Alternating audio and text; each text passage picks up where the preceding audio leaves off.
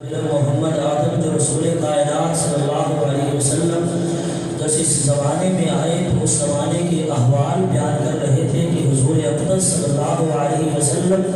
جس زمانے میں آئے وہ لوگ بتوں کی پوجا کرتے تھے اور ایسے ایسے ظلم اور ایسے ایسے گناہ کرتے تھے جو نام لینا بھی انسان اپنی زبان پر گوارا نہیں کرتا۔ تو جیسے ہی سیدی کائنات محبوب کائنات صلی اللہ علیہ وسلم اس دنیا میں تشریف لائے تو سارے ظلم و ستم کو، ساری برائیوں کو، ساری خرابیوں کو ایک سائڈ پر نکال دیا، یعنی اپنے لوگوں کے جو اپنے قریب آتے چلے گئے، بیت اللہ کے قریب آتے چلے گئے، ان سے ان برائیوں کو، ان خرافات کو دور کر دیا سیدی کائنات علیہ السلام نے تزکیہ کر کے۔ تو اب بلا تاخیر ہمارے پاس خطیب حضرات دونوں ہی پہنچ چکے ہیں الحمدللہ، ثم الحمدللہ۔ میں حضرت شاہد نواز محمدی صاحب کا بھی تہ دل سے شکر گزار ہوں، اہلاً و سہلاً و مرحبا کہتا ہوں۔ جب بھی ان کو زحمت دی جاتی ہے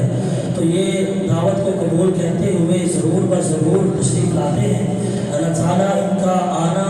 اور ہمارے ساتھ مل بیٹھنا، ہمیں قرآن و حدیث کی باتیں سنانا اپنی بارگاہ بلند کے اندر مقبول و منظور فرما کے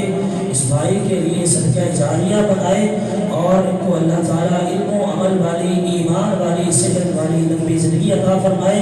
ان کے بیان سے قبل ہمارے ویڈیو سینٹر والے بھائی سلفی صاحب کی گزارش تھی کہ میرا بیٹا ایک چھوٹی سی نعت پڑھنا چاہتا ہے، تو میں ان سے گزارش کرتا ہوں محمد ابو بکر کو کہ وہ مائک پر تشریف لائیں اور نعت رسول مقبول صلی اللہ علیہ وسلم ہماری کانوں کی سماعت بنائے۔ محمد ابو بکر۔